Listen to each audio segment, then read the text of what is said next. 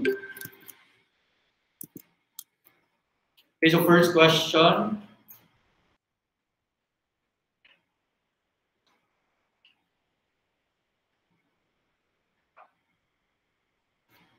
If the real return on U.S. Treasury bills is 14%, well, the rate of expected inflation is anticipated to be 8%, then what should be the nominal rate of return? So if you can have one takeaway for today class, let it be the composition of your nominal rate of return. And what's the components of your nominal rate of return? Your real interest rate plus your inflation premium or your inflation rate. If you can remember one thing from today, let it be that your nominal rate is equal to your real rate plus inflation premium. So that means your real interest rate is 14% based on treasury bills. And then you add the inflation premium, then that would be your nominal rate already. So 14% plus 8%, your answer should be 22%. Second, our topic first is on term structure of interest rates class. Basically, we're trying to point out the relationship between interest rates and the term of the bonds of the debt instrument.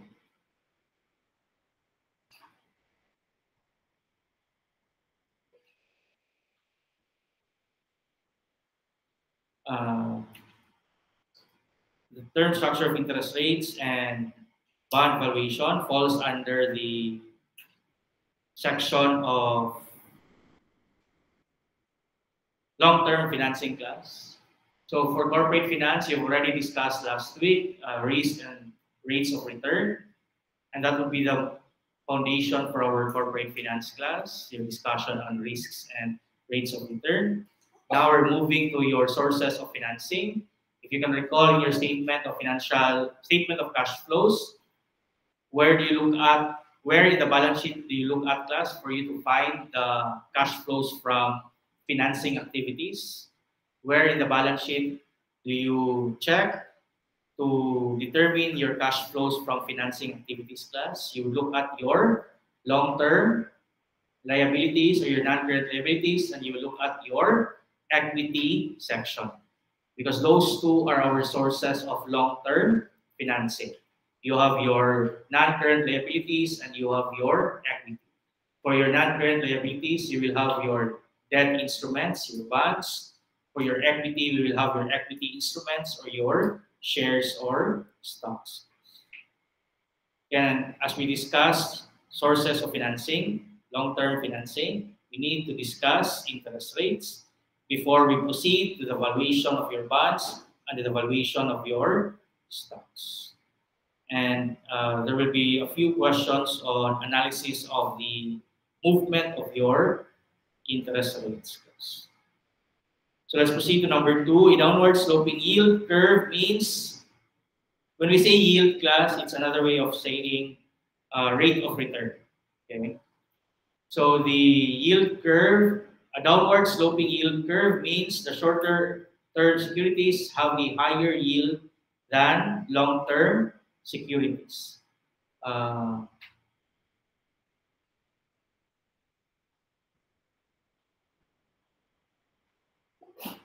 In the yield curve class, your x-axis, the horizontal line is the term of the maturity class. So as you move along to the right, that you will be plotting the interest rates for longer term securities, while the y-axis would be your interest rate.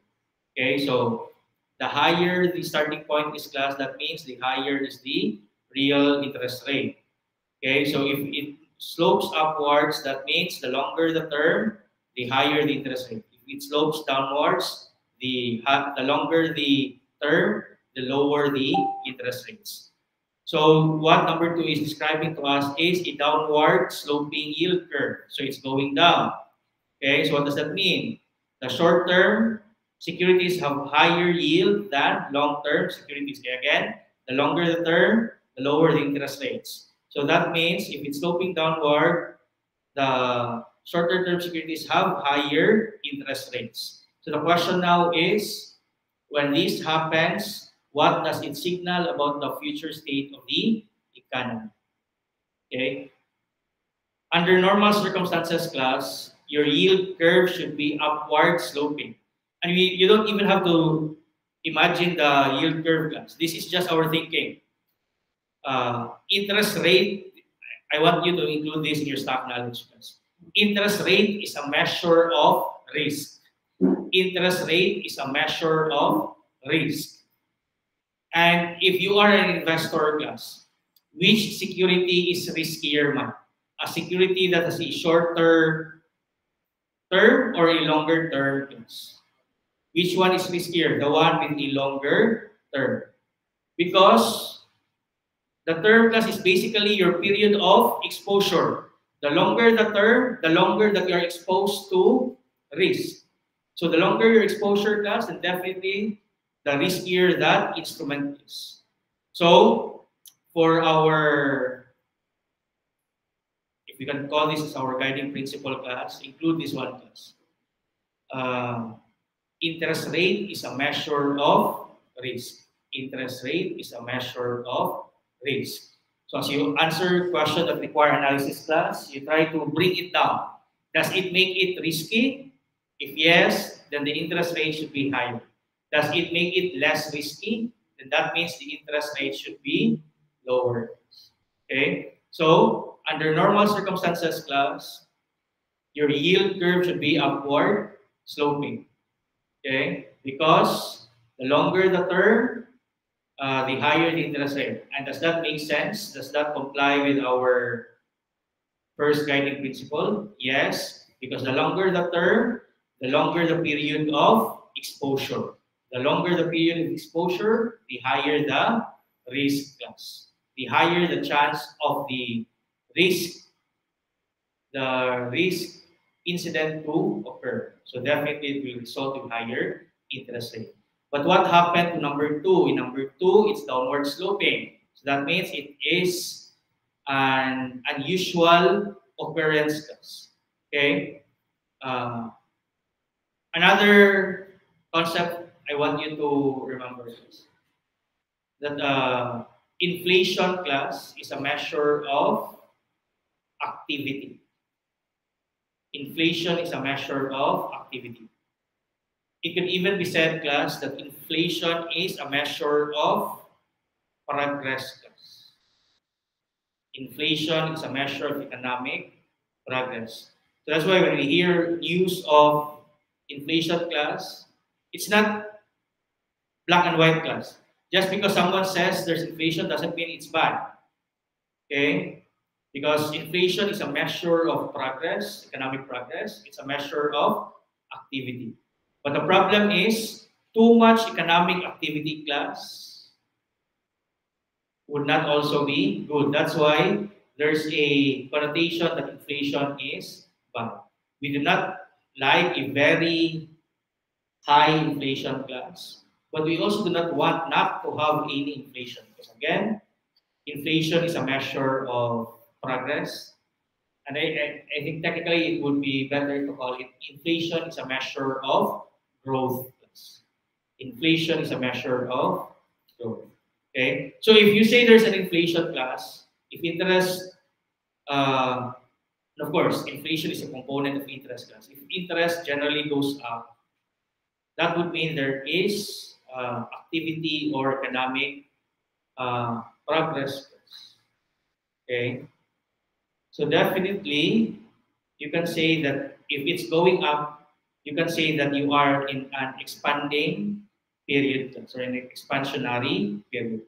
But if the slope is going down, class, if you have a downward sloping curve, that means over time, interest rates are going down. And that will only happen if you do not have positive growth or you don't have positive inflation. Okay, so that means you must be in a recessionary period. You are going to a recession if slope is going down. So the answer number 2 would be letter C, recessionary period. Okay, but as you try to answer this class, I just want you to recall that the normal yield curve is that it should be upward sloping. Okay, and as you try to remember that, you try to justify why is it normally upward sloping.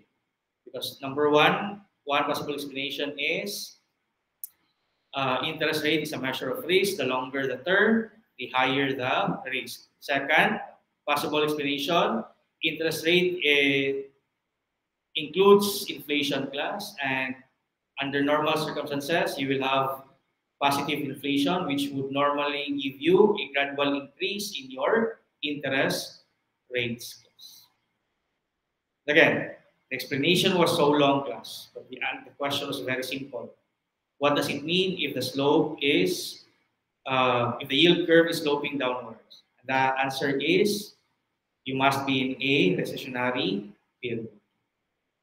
Let's proceed to number 3.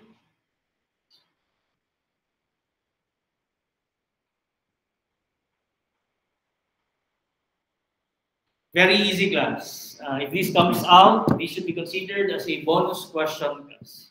Okay, which of the following statements is true about the effective interest rate or the effective annual rate of return? And what will be our answer here? Basically, your effective annual rate of return is the interest rate actually paid or earned after accounting for compounding, class. Okay, the key phrase here is after accounting for compounding. So the answer number 3 is delta.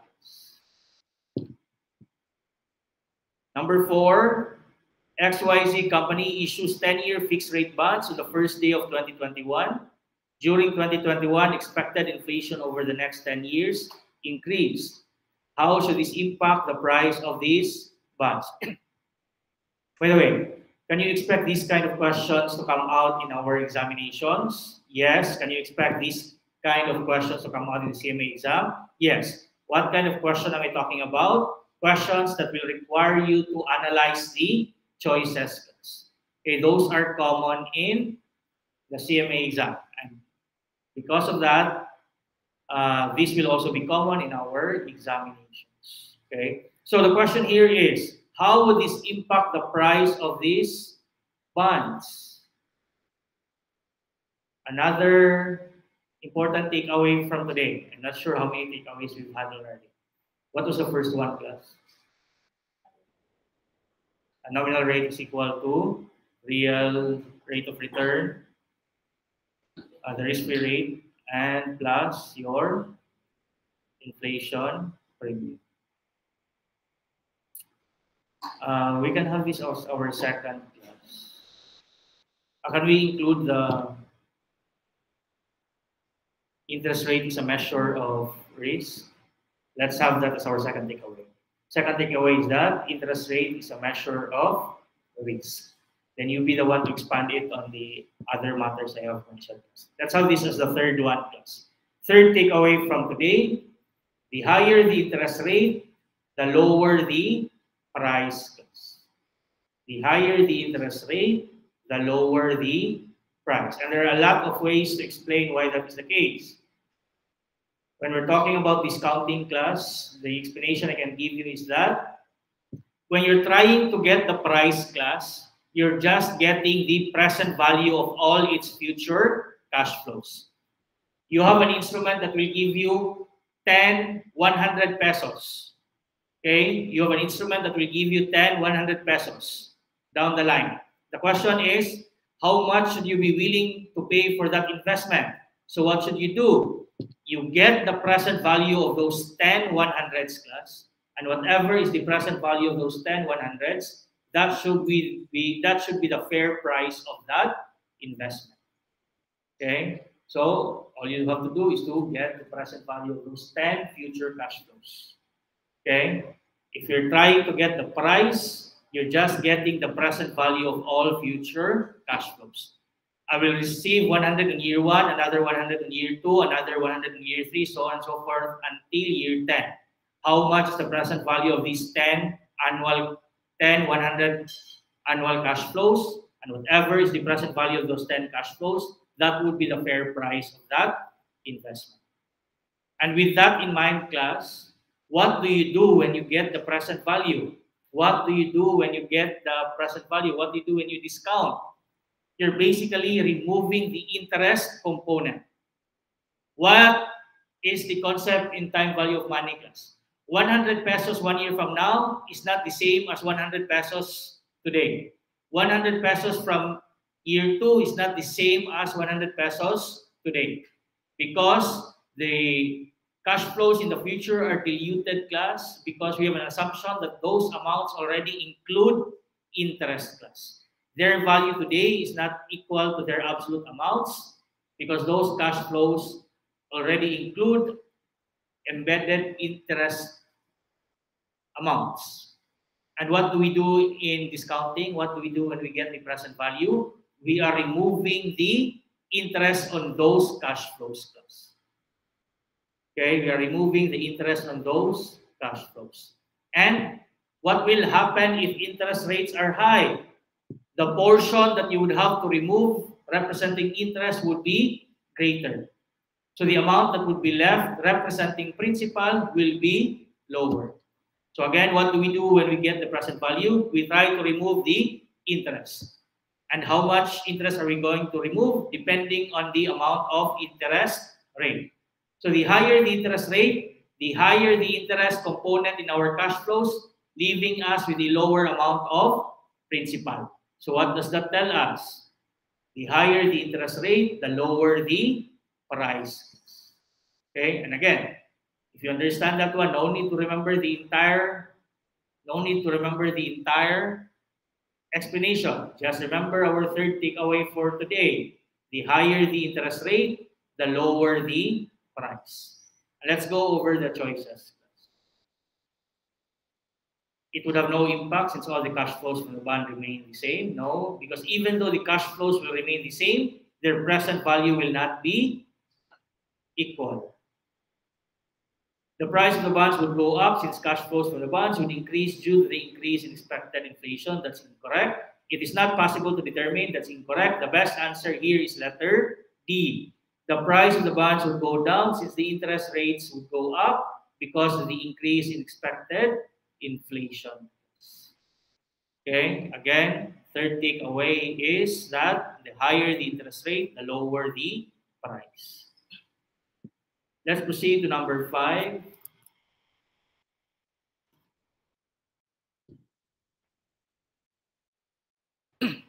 ZG Company issues 10-year fixed rate bonds on the first day of 2021. During 2021, expected inflation over the next 15 years decreased. How is this different from the previous question? At this time, it decreased. How would this impact the price of these bonds? I hope you can figure this out on your own, class. When we said the higher the interest rate, the lower the price. Inversely, class, the lower the interest rate. Sorry, what did I say? The higher the interest rate, the lower the price. Inversely, the lower the interest, the higher the price. And which of the choices reflect that principle, class? It would be letter A. The price of the bonds would go up since interest rates would go down.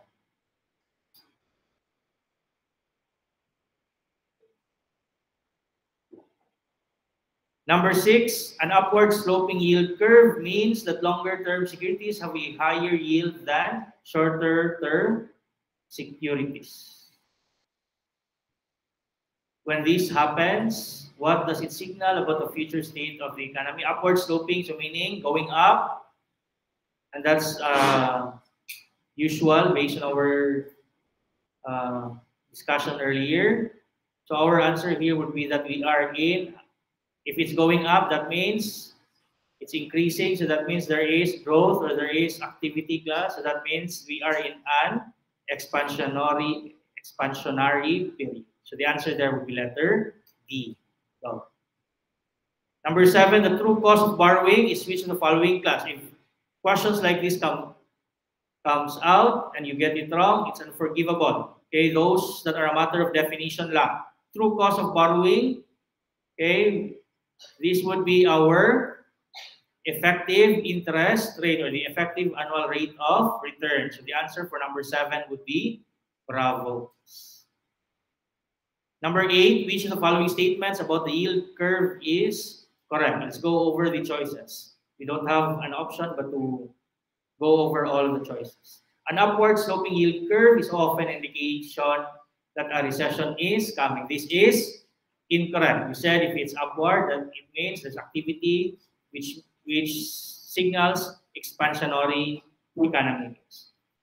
Letter B, downward sloping is often an indication of recession is coming. This is true. So the answer here is letter B. And just to demonstrate what I was talking about when you second guess yourself, you already believe that the answer is letter B, but what do? Of course, as a matter of prudence, you would read letter C and letter D. A flat yield curve is often an indication that economic expansion is coming. If it's flat, that means there is no changes. The shape of the yield curve is not a good indicator of economic activity. We know that letter C and letter D is wrong. But in other questions class, even though you believe letter B is already the answer, then you try to read the other choices. Then because you are not confident, you would think another choice may also be correct. What ends up happening? You will now be unsure between two choices, even though your initial answer was correct. But am I saying that you should not read all the choices? The answer is no. Read all the choices, class. But my point is, you study well so that you will not second guess your answers. Number 9 is a repeated question. The answer here is effective annual rate of return. Letter B. Number 10, if inflation is anticipated to be 10% during the next year, while a nominal rate of return will be earned on treasury bills, 20%, what is the real rate of return in these securities? What was our first takeaway? Nominal rate of return is equal to the real rate of return plus inflation premium. Okay, so if nominal is 20 and inflation premium is 10, that means what are we looking for? The real rate of return is also 10%. But for those who do not study well, class, they will just read the question and the answer. The answer is 10%. Some would arrive at the wrong conclusion that the real rate of return is just the same as the inflation. Why? How much is the inflation here? 10%. How much is the answer? 10%. So some would arrive at the wrong conclusion that the real rate of return is simply the inflation. That is incorrect. How did we get the 10%? Is it simply the given 10%? No, the 10% answer here is 20% minus the given 10%. Okay, I hope you understand what I'm trying to avoid. Number 11, the yield curve shows the relationship between bond yields or the interest rate that differ by the years to maturity. Okay, it shows the difference in the interest yields or the bond yields for bonds with different years to maturity. So the answer number 11 is delta.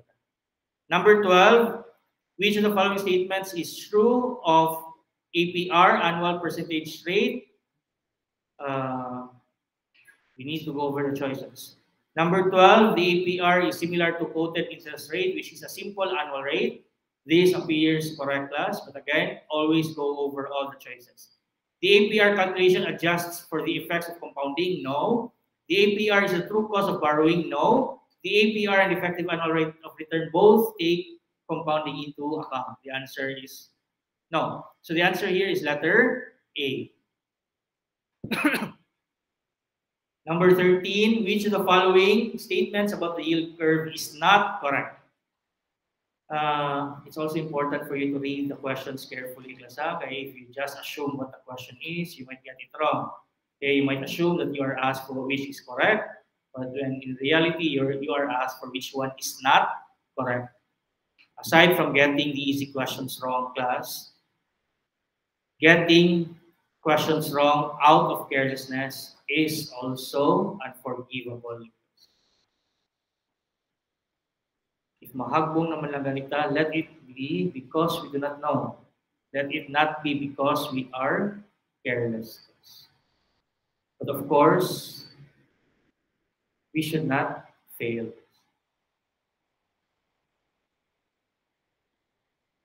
Sorry, it's wrong. There should be no scenario for us to fail. Whether you fail it because you do not know and whether you fail it because you're careless, it's the same. But my point is, do not be careless. Asi kanila.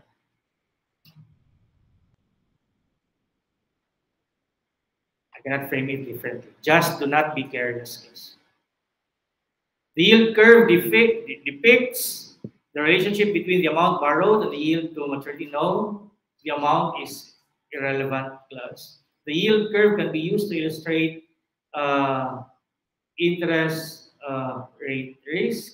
Now it's more on the term to maturity. The yield curve is typically upward. Yes, it will demonstrate your interest rate.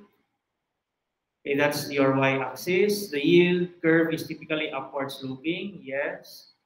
The yield curve can be used to illustrate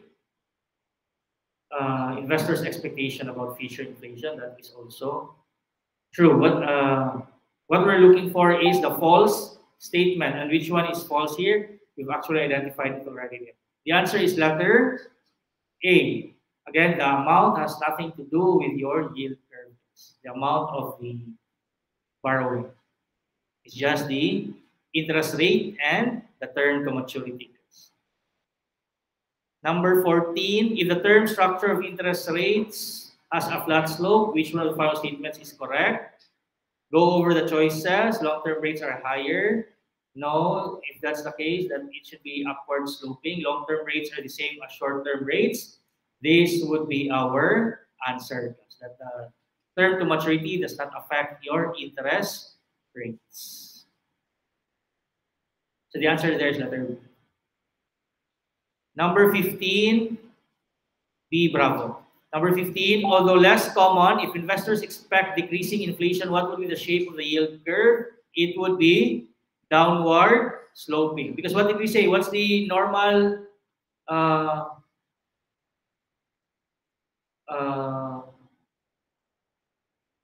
shape of your yield curve, class? It would be upward sloping. That's why the question is premised. Although less common, and the answer is downward sloping. Number 16, the real rate of interest is, what's the answer here? Nominal interest rate minus expected inflation. That would be letter C. Number 17, the interest rate is risk is of a bond is related to the probability that interest rate change will cause a bond's price to drop.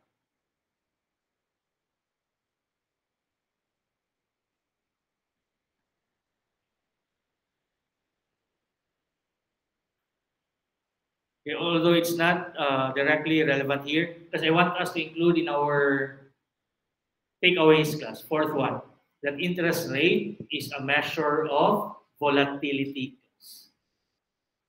What are our takeaways so far? Nominal rate of return is equal to real rate of return plus inflation risk or inflation premium. Next, interest rate is a measure of risk. And the third was that the higher the interest rate, the lower the price. The fourth one would be, when you analyze class, remember that interest rate is also a measure of volatility. Does this situation make it more volatile? If the answer is yes, then the interest rate should be high.